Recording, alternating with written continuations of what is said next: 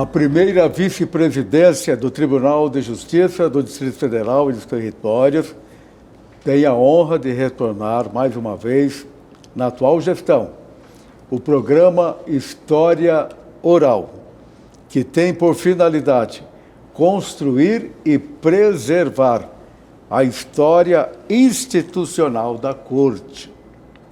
O programa História Oral foi iniciado em 2008 pela eminente desembargadora Maria Tereza Braga Ayres.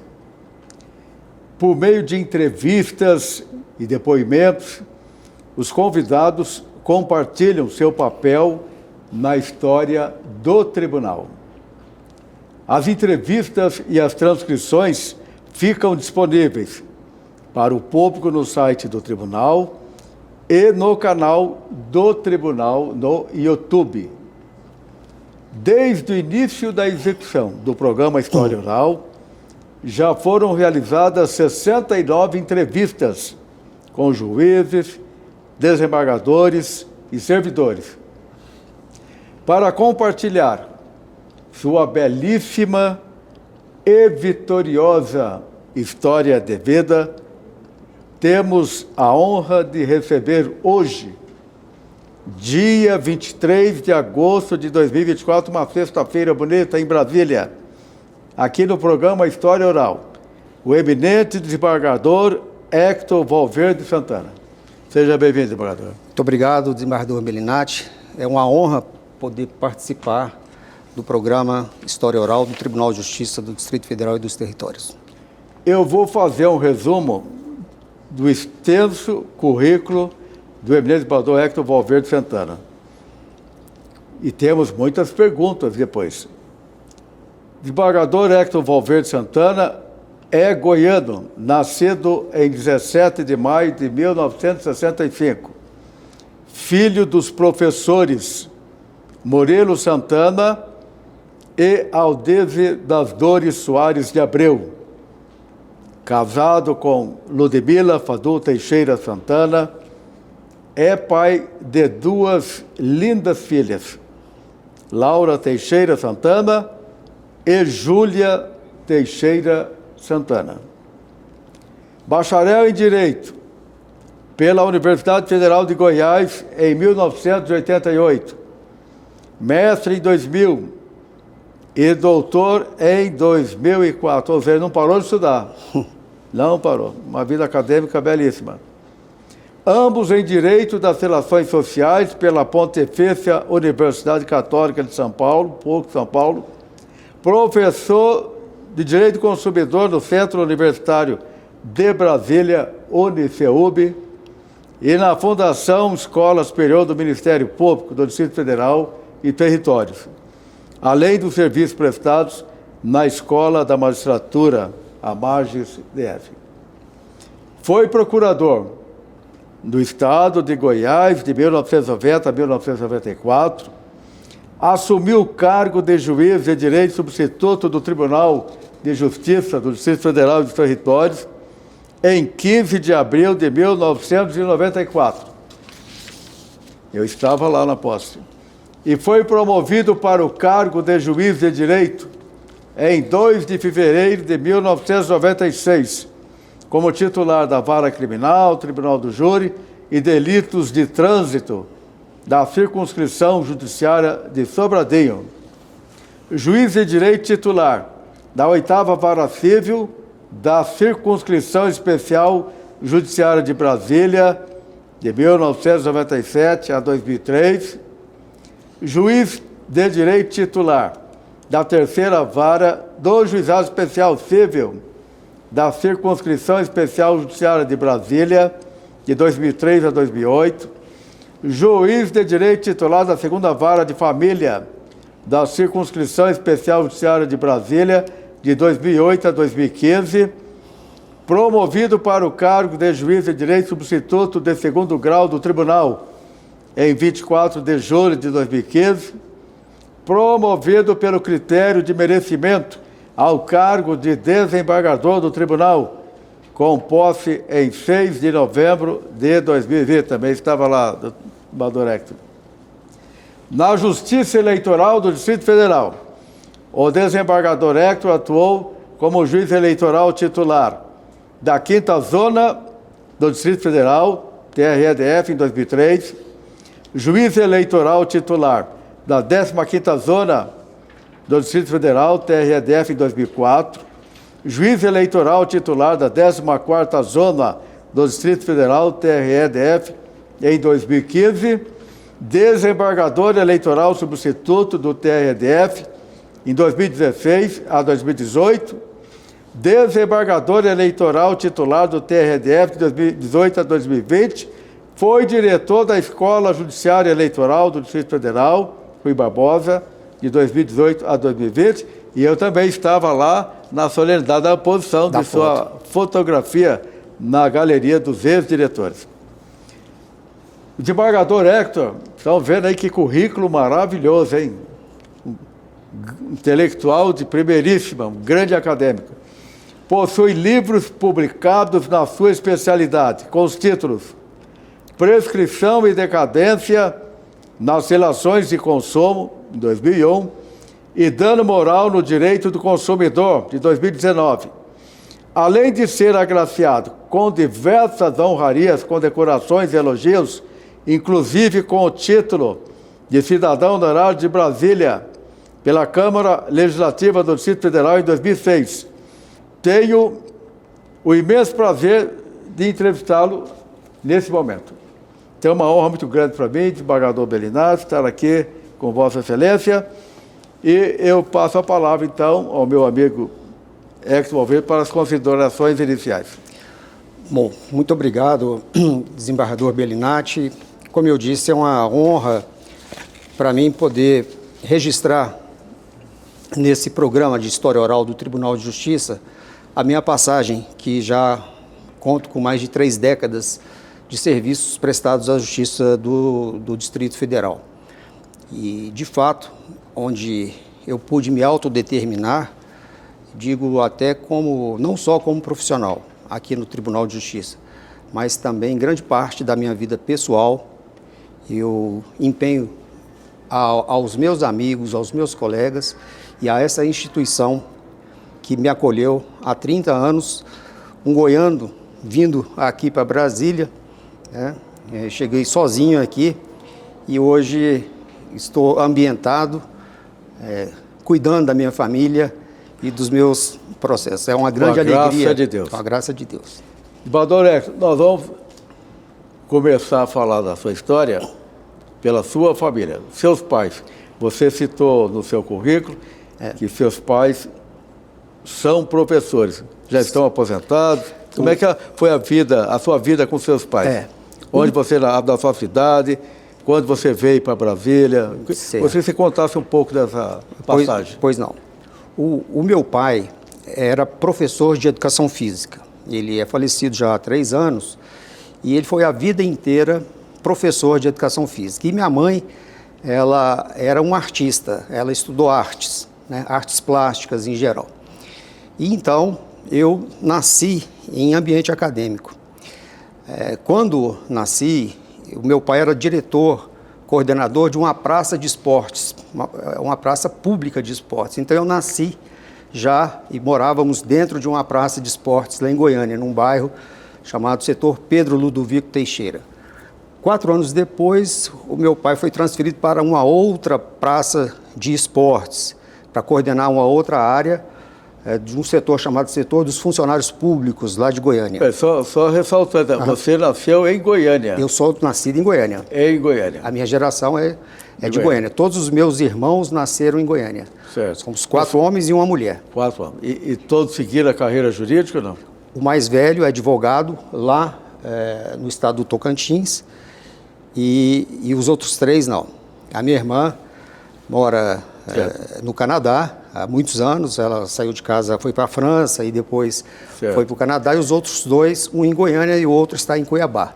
Mas então, voltando aos seus pais. Seu pai era professor, sua mãe é uma artista. E aí, então eu passei até os 8 anos da minha vida, né, os primeiros 8 anos, dentro de uma praça de esportes. Daí a minha a minha vocação natural por praticar muito esporte na vida. Meu pai era professor. Você é um grande jogador de futebol, continua jogando. Não diria grande, mas eu joguei futebol. Não, eu sou testemunha disso.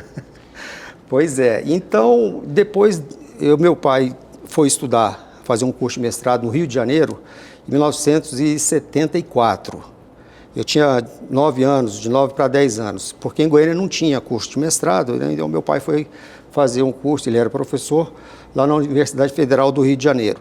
E lá nós moramos quase 2 anos e meio, lá no Rio de Janeiro. E foi uma época muito marcante para mim, porque quando eu comecei a praticar o meu primeiro esporte, assim, de competição, vamos dizer, eu era nadador do Flamengo, né? Olha e só, meu pai, mais uma qualidade. Meu pai trabalhava no Flamengo também, ele estudava o mestrado e também era preparador físico do time do Flamengo, né? Muito bem. E depois nós voltamos, em 76, nós voltamos para Goiânia e eu ainda fiquei 1 ano viajando para o Rio de Janeiro competindo em natação pelo Flamengo. Mas a distância, né? Tinha que pegar avião, eu era muito novo. E aí eu parei de nadar. Goiânia não tinha uma natação como tinha no Rio e São Paulo, né? E aí eu passei a jogar futebol. Foi quando eu comecei a jogar futebol por volta dos 11 anos, 10, 11 anos. E aí eu joguei futebol até os 17 anos, 18 anos. E depois eu optei por estudar e fiz o vestibular, então entrei na universidade. Mas uma grande parte da minha vida foi... Então, eu queria que você falasse também do curso superior. Por que a escolha do curso de Direito? O curso de Direito. Quando eu estava no... E onde você estudou? Quando eu estava no 2º grau, que nós chamávamos na época, hoje é o ensino médio, um dia, eu me lembro bem, o irmão do meu pai era juiz lá em Goiás, tio Moisés Santana Neto. E nós almoçamos na casa da minha avó e ele me deu uma carona para casa. E ele falou: Valverde, o que você quer estudar? Eu falei: tio, eu quero estudar jornalismo, porque eu quero viajar, né? Quero viajar, conhecer outros lugares. E ele falou: por que você não faz direito? Porque o pai dele, meu avô, era desembargador, meu tio, só o meu pai mesmo que não estudou direito, né? Dos irmãos dele. Fez educação física. Fez educação física. E então nesse dia, e meu tio era uma referência para nós, né? Nesse dia eu optei por estudar direito, por orientação dele. E aí eu fiz o vestibular na Universidade Federal, passei, e o ano que eu passei no vestibular, eu fui pego pelo Exército, né? Então eu fiz um curso de oficial do Exército e eu ficava o dia inteiro no quartel e fiz o primeiro ano à noite, estudava à noite e ficava o dia inteiro no quartel. Então, meu primeiro ano de faculdade foi servir no Exército concomitantemente, né? E depois eu saí oficial de infantaria do Exército, fiquei mais uns 6 meses e depois pedi baixa e me dediquei mais aos estudos e comecei a estagiar em escritório, né, de advocacia. E aí, com 5 anos, eu terminei o curso de graduação na Federal. Terminei o curso e já fiz umas provas e comecei a fazer 2 especializações em processo civil e processo penal, porque na época de faculdade, não sei por qual razão, talvez o Código de Processo Civil ainda tinha 10 anos, era um código novo, nós estudávamos muito processo. Certo. Então eu fiz essas 2 especializações e, ao mesmo tempo, eu fiz um concurso de procurador do Estado.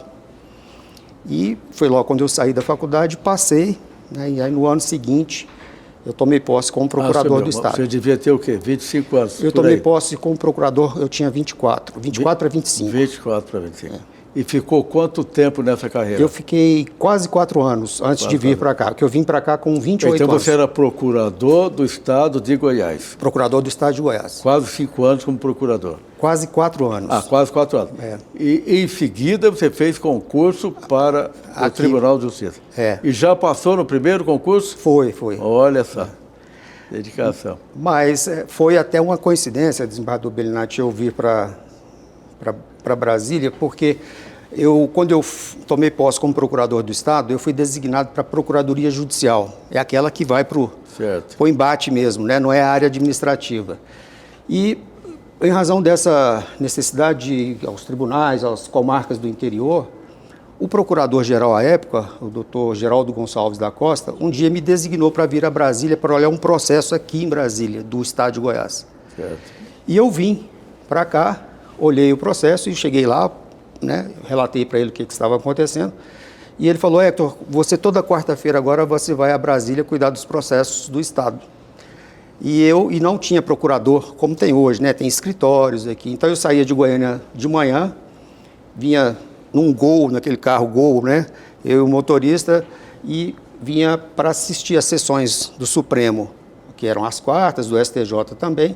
E eu cuidava dos recursos especiais e extraordinários do estado de Goiás aqui. E além disso, eu passei, depois de 2 anos, a ser chefe de uma das procuradorias, chamada Procuradoria do Patrimônio Imobiliário. Então, eu conciliava a chefia dessa procuradoria, isso eu tinha 26 anos, né? E cuidava dos recursos do estado de Goiás aqui em Brasília. Eu tive a oportunidade de fazer sustentações orais nos tribunais. Se apaixonou por Brasília, então? Aí que foi a coincidência da vida, né? Nada que a gente planeja, assim, pelo menos na minha vida, nada que eu planejei deu certo, mas deu melhor do que se eu houvesse planejado. Tinha um amigo de Goiânia que a gente estudava e era meu amigo de infância. E ele falou: vamos para Brasília fazer concurso? Eu falei: Milton, eu estou feliz aqui, eu já era procurador, já tinha uma chefia, eu estava com a minha vida, a minha família, os meus amigos, a minha cidade, né? Ele falou: vamos comigo lá para a gente prestar o concurso, porque a gente estudava, né? Fazia especialização juntos e tal. E ele falou: você vai para Brasília toda semana, faz a inscrição lá no concurso do tribunal. Eu falei: faço. Aí eu fiz a inscrição aqui e eu vim para acompanhá-lo. Olha só. Eu vim para acompanhá-lo. E acabei passando no concurso. Aí quando eu passei, todo mundo falou: agora esse concurso é difícil demais, você tem que ir para Brasília. Eu falei: não, mas eu estou feliz aqui em Goiânia, eu quero ficar por aqui e tal. Aí... Era a missão de Deus para você. Era a coisa de Deus, né? O projeto de Deus. Aí. E aí eu acabei optando por vir para Brasília. E nessa mesma época, uma questão de 1 mês, eu tinha feito um concurso para o Rio de Janeiro, também tinha passado, que eu queria, na verdade, nessa época eu queria ir para o Rio de Janeiro, né? Para ir para a praia, para né? A gente... Mas aqui nós temos a praia do Lago Paranoá também, né? Mas aí eu optei, eu fiquei nessa dúvida, né? Ir para o Rio, vir para Brasília ou ficar em Goiânia. Eu optei por vir para cá e não me arrependo. E estou aqui há 30 anos. Era realmente a missão. Era a missão. Mas nós vamos falar sobre essa carreira profissional, vamos dar sequência ao nosso assunto da sua família. Certo. Aí seu pai trabalhou como professor. Meu pai fez o mestrado dele. Fez o mestrado lá no Rio, voltou, e aí ele criou um departamento. Você disse que ele faleceu... Meu pai faleceu há 3 anos. Há 3 anos. Há 3 então anos. Ele já estava aposentado como professor. Já, meu pai já aposentou. O meu pai aposentou, quando ele fez o tempo dele de serviço, ele aposentou com 50 e poucos anos. Eu achei muito novo, né? Certo. Mas ele tinha uma chácara, ele disse que queria ir para a chácara dele, não queria mais dar aula.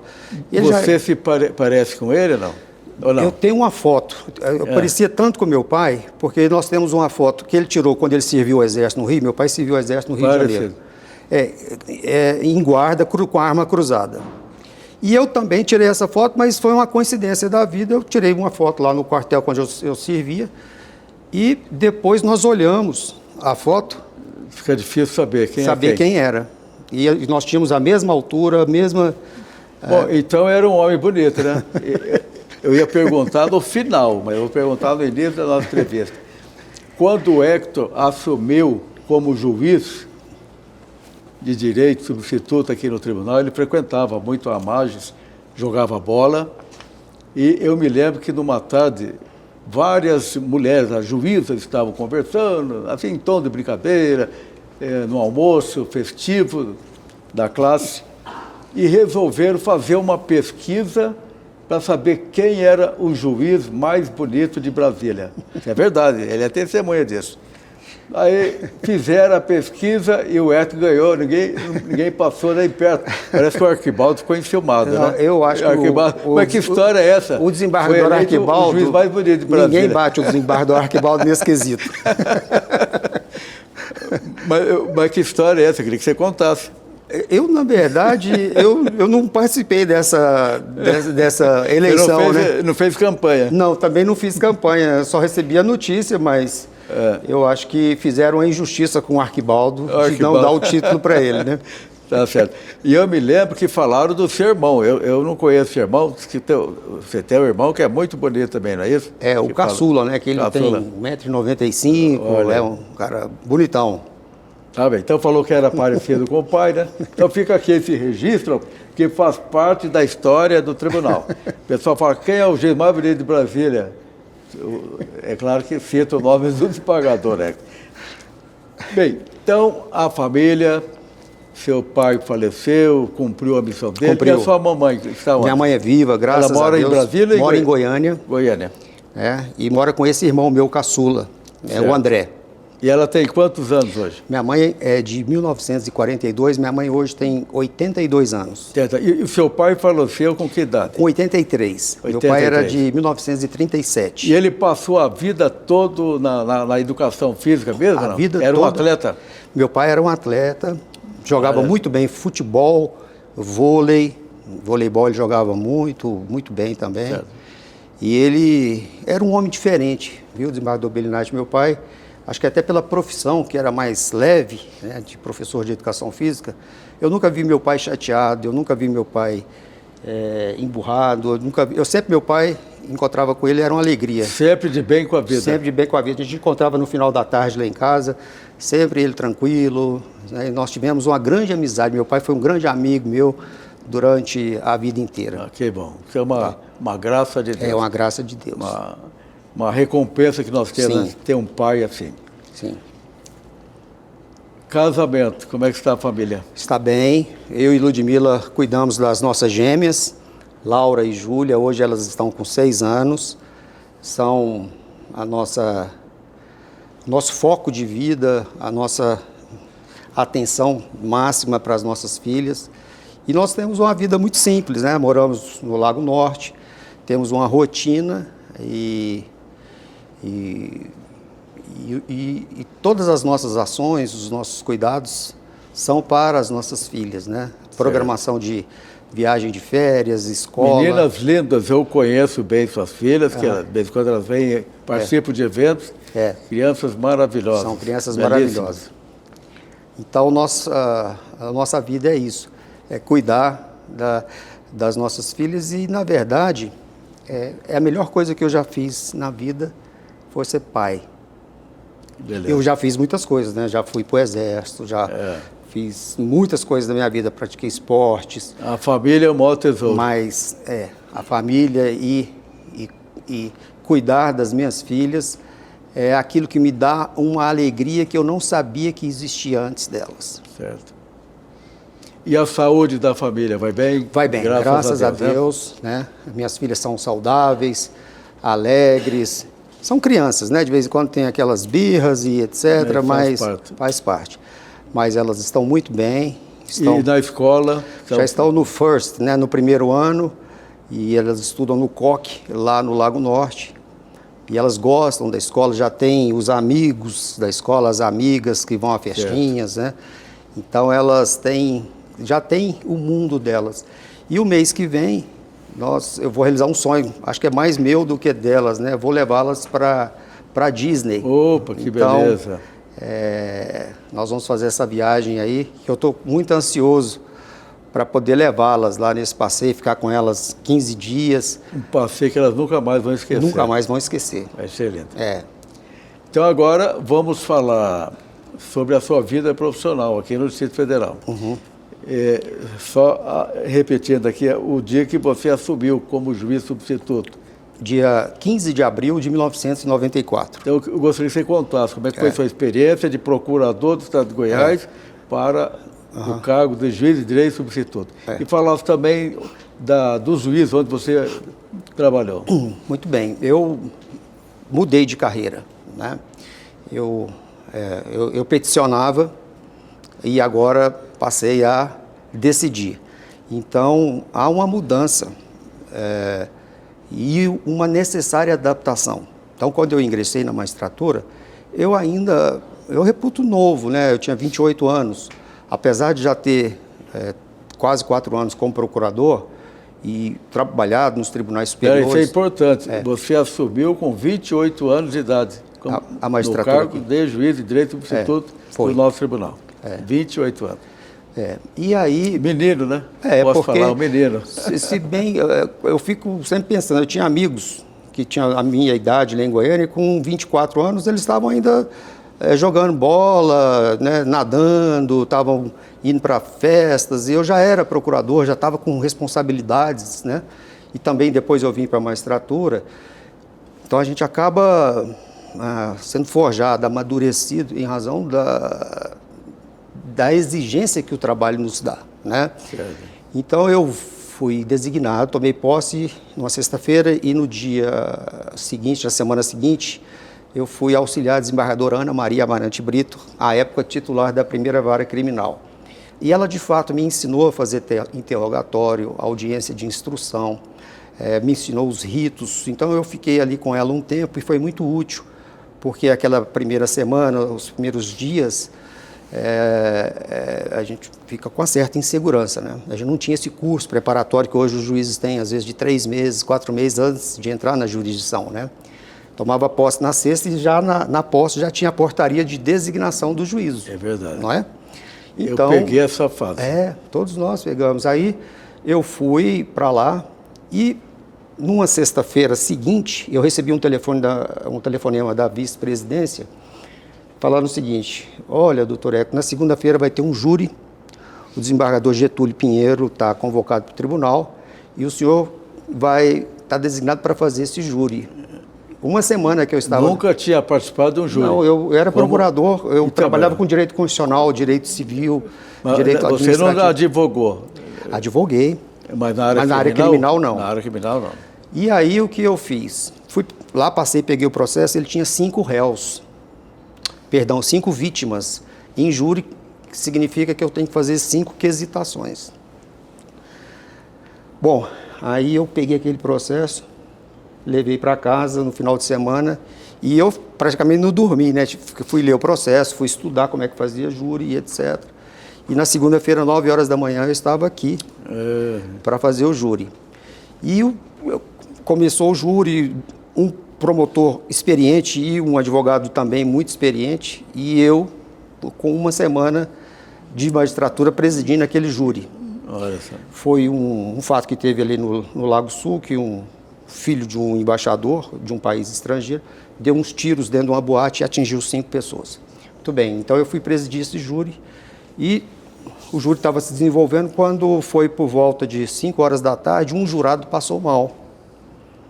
E chamamos o corpo de serviço médico e retomamos o júri, mas ele realmente não tinha condições de permanecer ali. Foi levado para o hospital e eu no primeiro júri, coisa que eu nunca mais fiz, que depois eu fiz mais de 100 júris, foi dissolver o conselho de sentença no primeiro júri que eu estava fazendo. Então foi uma situação absolutamente atípica, né? Quer dizer, teve que suspender o julgamento, né? Aí no caso a dissolução do conselho de sentença, porque realmente não tinha como prosseguir.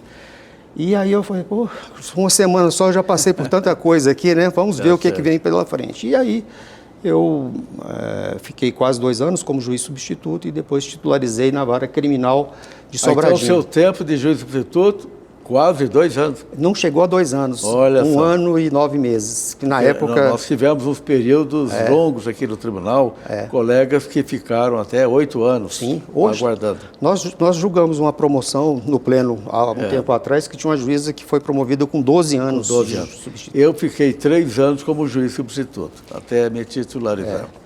Eu fiquei 1 ano e 9 meses. Eu não era nem vitalício ainda, mas era passou titular. por todas as circunscrições nesse período? Passei em varas de entorpecentes, eu auxiliei a desembargadora Vera Andrighi na 7ª vara civil, passei em varas de delitos de trânsito, que a titular era a desembargadora Maria Aparecida, fui para o júri do Gama, júri de Taguatinga, enfim, eu passei por algumas varas, né? A maioria na área criminal, na época que eu era substituto, e titularizei numa vara criminal. E depois eu voltei para a minha... Certo. Então vamos citar o nome dessa vara que você titularizou. Que eu titularizei na vara criminal Tribunal do Júri e Delitos de Trânsito da Circunscrição Judiciária de Sobradinho. Ah, Sobradinho, muito bem. E ficou quanto tempo lá? Eu fiquei quase 2 anos lá, 96 e 97. No final de 97 eu vim para a 8ª Vara Civil, que o desembargador Sérgio Bittencourt foi promovido para o tribunal, aí abriu e eu vim como juiz, removido como juiz titular da 8ª Vara Civil. E depois dessa vara? Depois da 8ª Vara Civil, eu fui para o 3º Juizado Especial Civil e fiquei também por volta de 5 anos. E depois começaram aquelas convocações que nós éramos convocados, né? Aquela situação peculiar. E o Juizado Especial ficava lá no final do CIA. E eu tinha que atender as convocações aqui no tribunal. E aí eu falei, eu vou ter que mudar de vara, porque... E aí o doutor Aquino se aposentou, que recentemente faleceu. Ele se aposentou e abriu a 2ª Vara de Família, que funcionava aqui nesse prédio. E então eu vim para cá, para a 2ª Vara de Família, para começar a atender as convocações do tribunal. Muito e fiquei bem. Até ser promovido a juiz de 2º grau. E quando é que nasceu o amor ao direito do consumidor? Nós sabemos que você é um grande especialista nessa área. O Tribunal de Justiça, ele regulamentou em 1998 a saída de juízes para estudar. E eu vi aquela regulamentação. Tem uma amiga minha que era procuradora do Estado de Goiás, junto comigo, lá em Goiânia, a doutora Valentina Jugman, que fazia o mestrado lá em São Paulo, com o professor Nelson Neri, e ela falou, Hector, vai para lá. E eu fui, fiz a prova, fui aprovado e fiz o requerimento aqui no tribunal. Então eu fui o primeiro juiz a sair para estudar, né? E eu fui orientado pelo professor Nelson Neri Júnior, tanto no mestrado quanto no doutorado. E o tribunal me deu 2 anos de licença. Eu fui para São Paulo, fiquei 2 anos lá. O mestrado eu fiz na Ponte Aérea, né? Certo. Mas, desculpa, o doutorado eu fiz na Ponte Aérea, o mestrado eu morei em São Paulo. Então foi um período em que eu pude estudar bastante e conviver com o professor Nelson Neri, que foi um dos redatores do anteprojeto de lei que deu origem à Lei 8.078, que é o Código de Defesa do Consumidor. Então, eu fiz o mestrado na área de Direito do Consumidor. Quando eu voltei para Brasília, eu comecei a dar aula na Fundação Escola do Ministério Público de Direito do Consumidor e também no CEUB. E aí, na sequência, eu passei também na prova para o doutorado e fiz o doutorado na área de Direito do Consumidor. Então, isso já tem mais de 25 anos que eu estou envolvido academicamente com o direito do consumidor. Inclusive na área acadêmica, você está dando aula aula para os alunos no curso de pós-graduação, né? Na especialização de Direito do Consumidor. Direito do Consumidor e contratos, porque assim, dentro do Direito do Consumidor tem várias áreas, mas a área contratual é que eu mais... No momento você está dando aula em qual universidade? No UniCeub e na Fundação Escola do Ministério Público. Vai conciliando a magistratura com a área acadêmica. Eu dou aula de manhã, né, lá no CEUB, toda terça-feira, e na Fundação Escola são módulos durante o semestre. Bom, veio a promoção para o cargo de desembargador. Quando é que foi a data da posse? Eu tomei posse como desembargador no dia 6 de novembro de 2020. 2020, Em turma civil. E aí eu já fui designado... E qual a sua trajetória no tribunal até o momento? Eu fui designado para a 2ª Turma Civil e lá estou até hoje. Até hoje. Eu integro a 2ª Turma Civil junto com o desembargador João Aguimon, o desembargador Álvaro Ciarline, o desembargador Renato Escúcio e com o desembargador Fernando Tavernar. Agora, na sua carreira profissional, a gente conhece o seu trabalho aqui, você é considerado um dos grandes desembargadores que nós temos hoje no tribunal, dos mais inteligentes, cultos, preparados. Então, o Distrito Federal é muito feliz com a sua presença aqui, com a sua missão que está cumprindo em favor da justiça brasileira. O que você gostaria de destacar, por exemplo, do período de juiz substituto, titular e depois desembargador? Fatos interessantes que você de vez em quando para pensar e gostaria de registrar aqui na sua história. Há 30 anos atrás, o tribunal era tinha uma realidade. Nós despachávamos os processos físicos à mão. Às vezes tirava a folha do processo, colocava na máquina e fazíamos o despacho, a decisão, à máquina. Ou fazia a sentença e depois juntava os autos. Então é desse tempo que eu venho, né? Hoje nós temos um sistema maravilhoso, que é o PJE, que limpou as nossas salas e agilizou as intimações. Esse sistema racionalizou a prestação jurisdicional. Mas eu vim do tempo em que a gente despachava à mão e fazia decisões datilografadas. Muito bem, então houve uma transformação muito grande nos últimos 30 anos que eu presenciei. E a própria carreira... Nós juntos, sabe, porque eu vou fazer 36 anos de tribunal. A nossa carreira praticamente seguiu a mesma estrada, né? Sim. Nós temos muita coisa semelhante. Sim, sim. Só que Vossa Excelência sempre ficou mais na área criminal, né? Mais na área criminal. E eu... No civil. No civil. Mas, como eu disse, eu recebi muito apoio, enquanto era juiz substituto, dos colegas mais antigos, dentre eles Vossa Excelência, que me ajudou, né? Encontrávamos no lanche, às vezes nas viagens para os congressos, e a experiência dos mais velhos, isso aplanava um pouco a angústia que naturalmente a gente fica em ter essa missão de julgar. O Tribunal do Distrito Federal é um tribunal de referência, então a gente tem que ter um trabalho de referência também.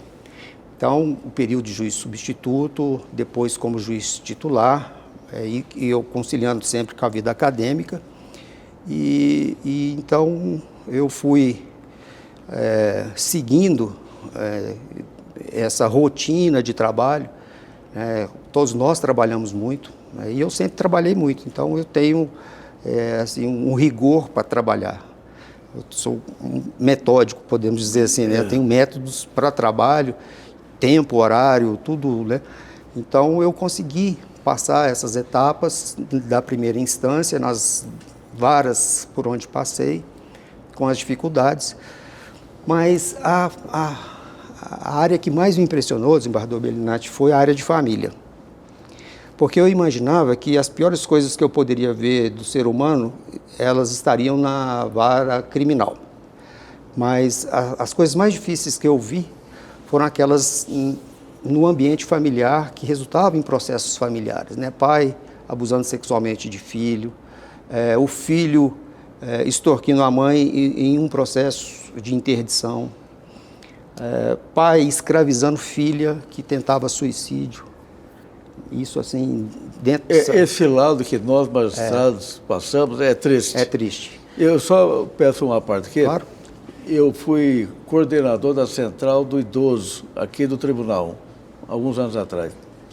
E eu ficava chocado quando chegava uma denúncia de que o pai, a mãe, quer dizer, o idoso estava sofrendo na sua casa violência sexual, psicológica, patrimonial e até sexual. Eu falava, mas, meu Deus, isso existe?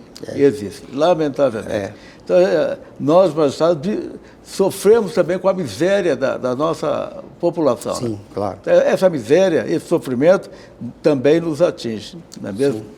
Sim. Eu não tenho constrangimento em falar isso, mas eu ia para casa, quando eu fazia uma tarde inteira de audiência de um processo desse, eu ia emocionalmente abalado. É verdade. Que eu tinha que me reconstruir emocionalmente para no outro dia voltar para trabalhar.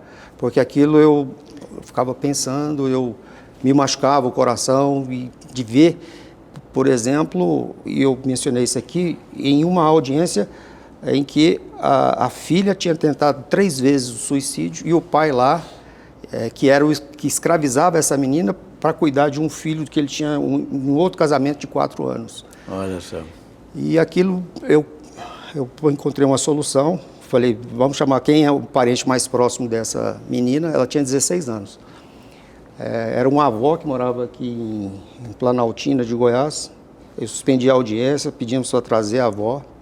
Ela entrou, eu levei ela lá no gabinete e falei, a senhora pode ficar com essa criança, essa adolescente a partir de agora? Ela falou, posso. Então eu tirei a guarda do pai na audiência. Do agressor. Do agressor. E dali nós entregamos ela nas mãos da avó. Então, são muitos fatos. Nós temos muitas histórias. Muitas né? histórias, muitas Quando histórias. a gente para pensar, quanta coisa triste passou pela nossa vida, né? E ainda continua passando. Bem, na sua época de substituto, qual foi o julgamento assim, que mais mexeu com o seu coração? Quando você estava começando a carreira. Teve um fato. Você lembra, não? Eu lembro, teve um fato que o plano real, ocorreu o plano real, e aí tinha uma determinação legal, que na verdade era uma medida provisória, de não aumentar os preços.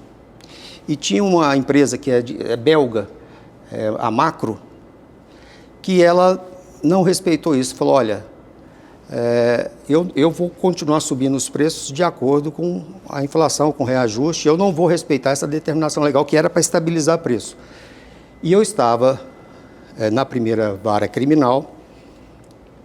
Onde eu fui titular depois da Ana Maria Amarante. Vossa Excelência foi titular lá, né?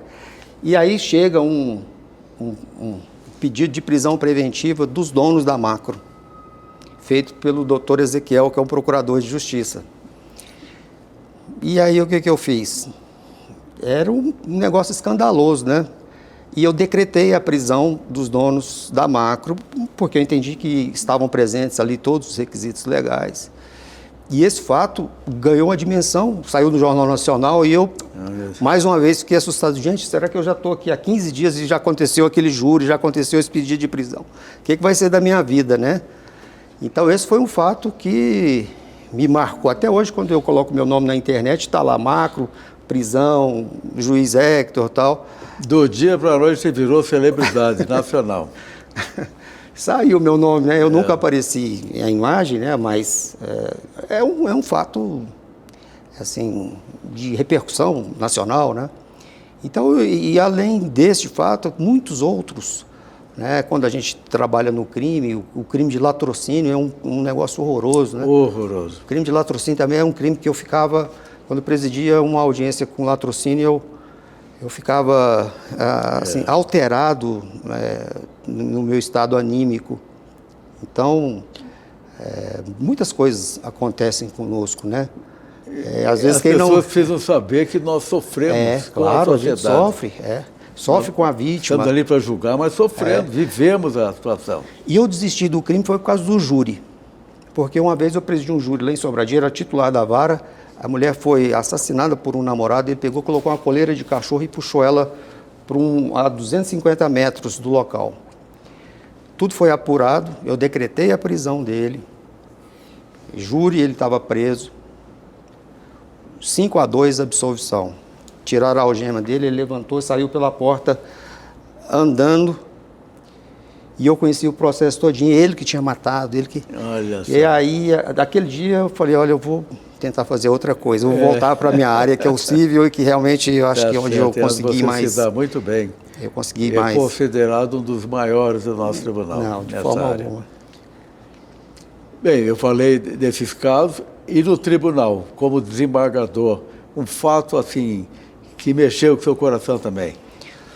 Algum julgamento? Desembargador Bellinati, nós temos muitos, nós julgamos no civil, cada um por ano, mais de 2.000 processos. Cada desembargador julga mais de 2.000 processos por ano. Então é um volume enorme. E mas deve ter algum caso que mexeu com você, até onde você pensa? Teve um que não tem muito tempo, foi esse ano, que eu resolvi fazer, e sempre os casos de família, né? Porque quando a gente julga a matéria civil, condena um banco a pagar um dano moral, né? Condena um plano de saúde a fornecer o medicamento, isso não tem um aspecto,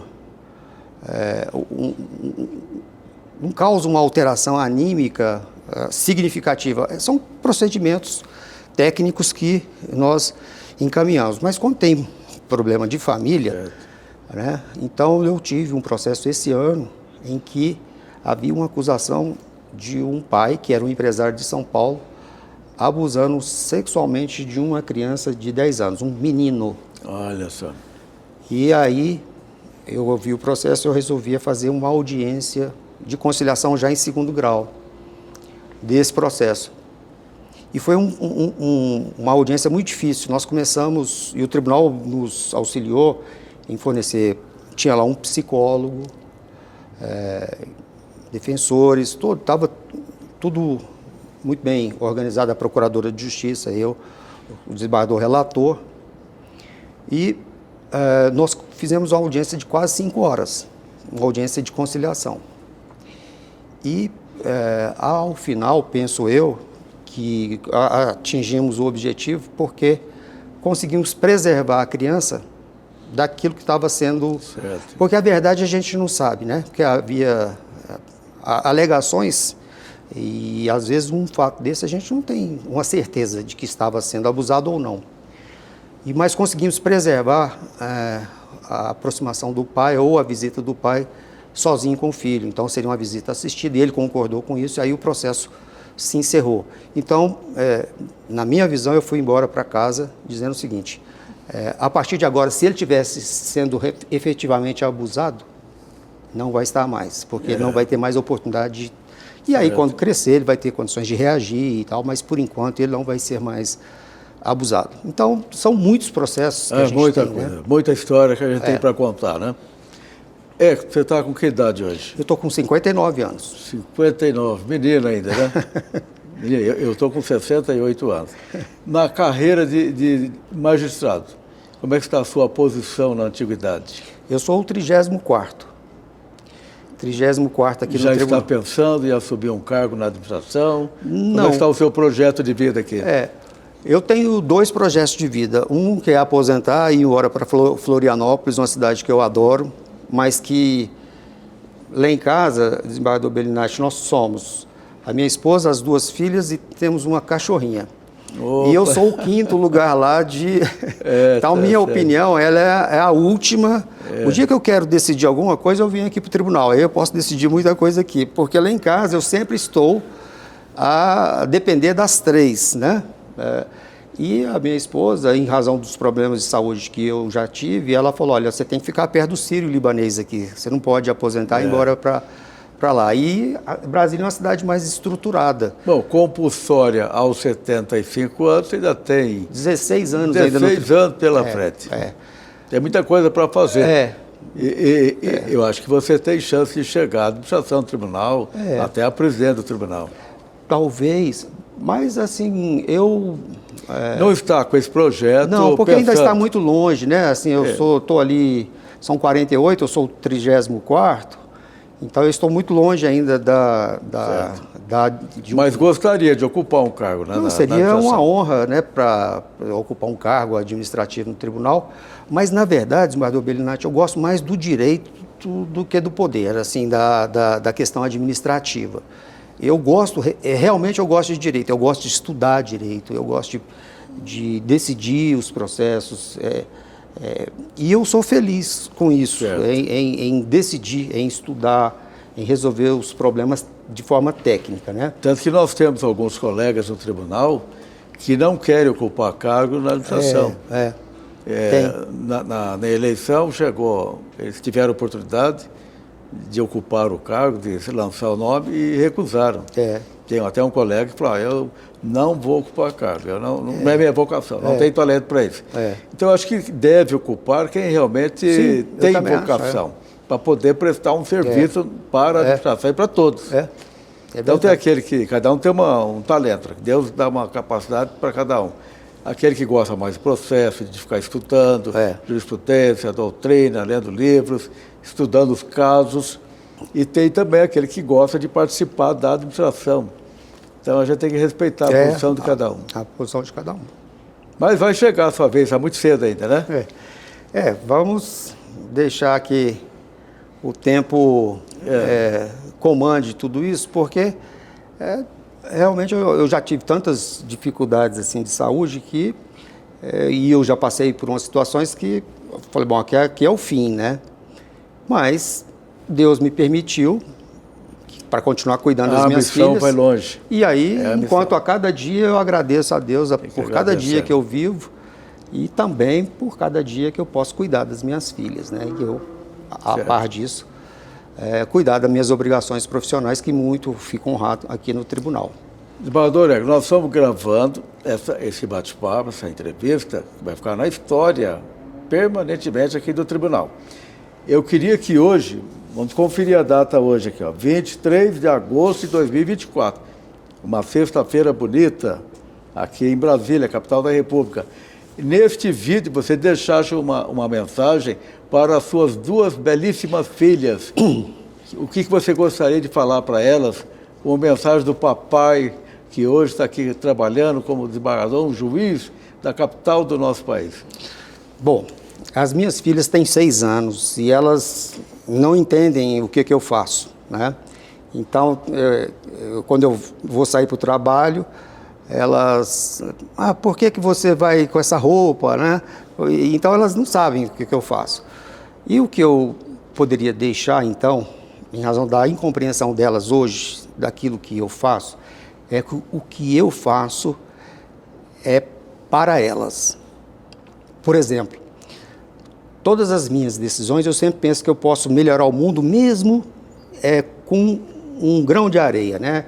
O Amartya Sen, um professor de Harvard, um economista, ele escreveu um livro, A Ideia de Justiça, que ele diz assim: o que me anima não é poder resolver os problemas do mundo, é resolver os problemas pequenos que estão à minha volta. Então, eu tenho essa lição.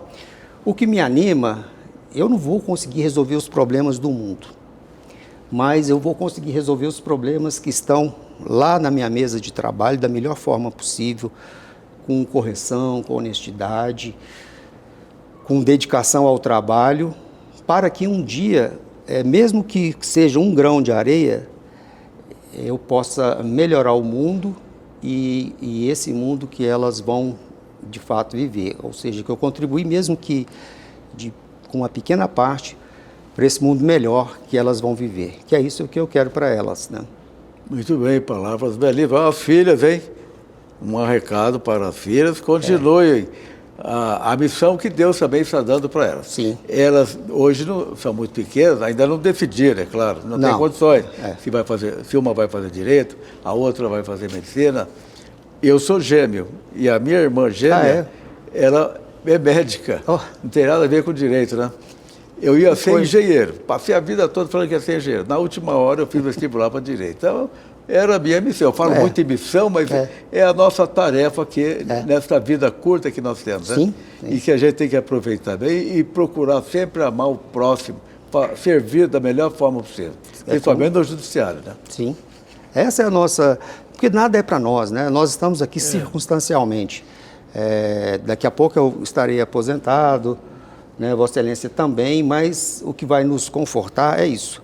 O tempo em que nós estivemos aqui, nós fizemos o melhor para o tribunal, nós fizemos o melhor para a sociedade do Distrito Federal e uma gratidão, porque trabalhar nesse tribunal é uma honra para todos nós magistrados, para os servidores.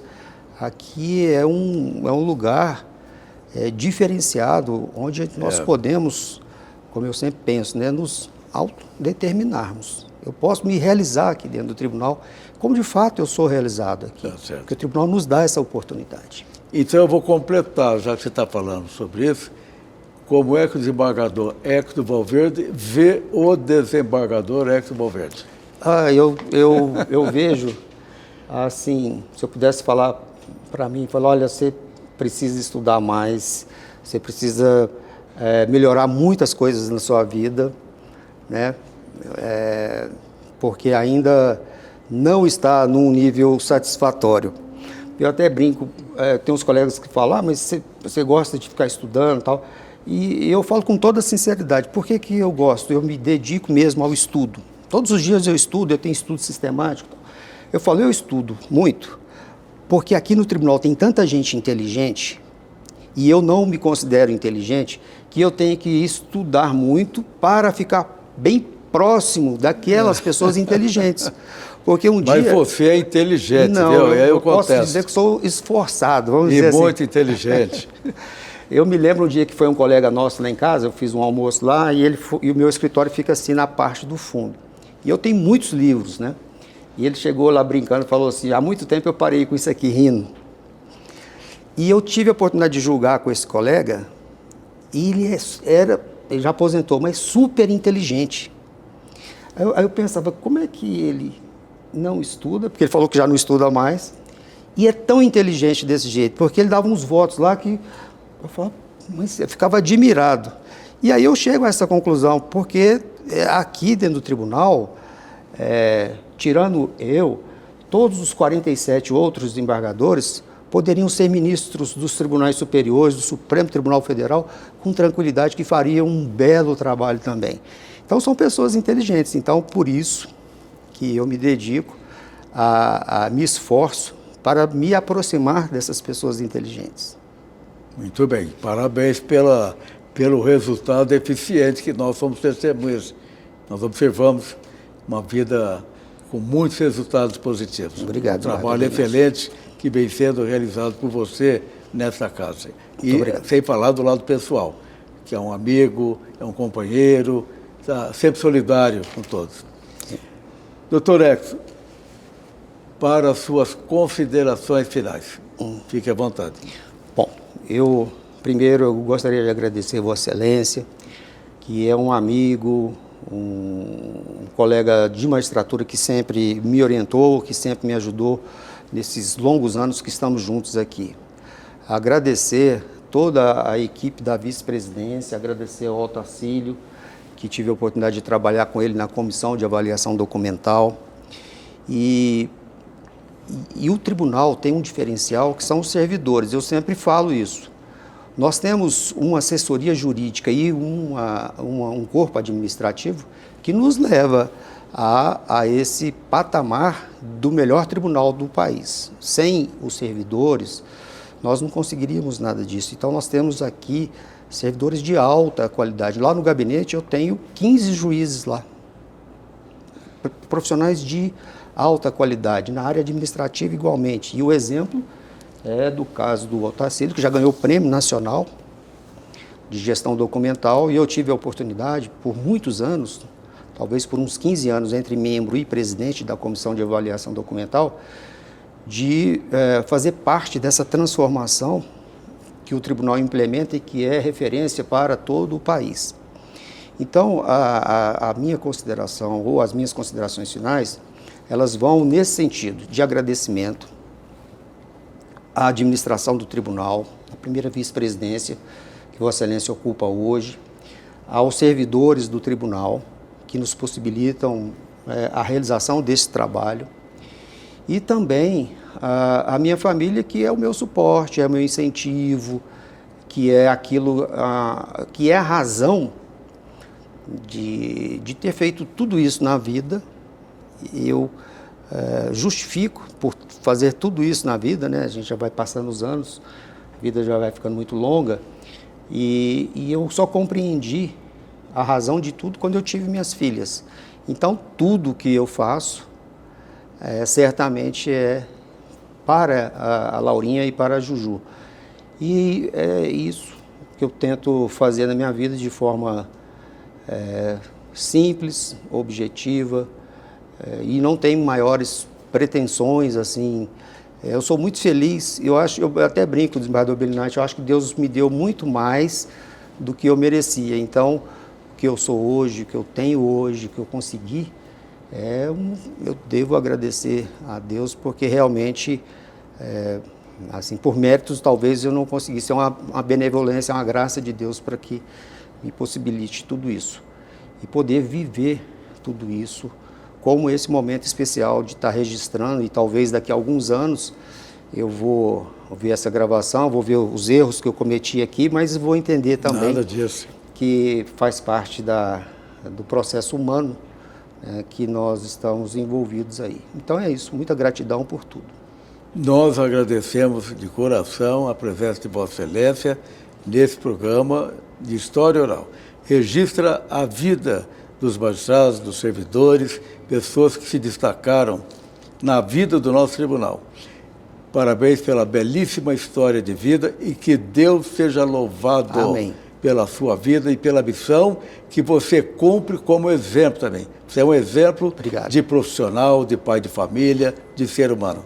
Então, parabéns. Obrigado, Guardou, para você. Felicidades aí. Obrigado. Deus abençoe. Amém. Muitos anos de vida para cumprir sua missão. Opa. Obrigado. Obrigado. Chega aqui.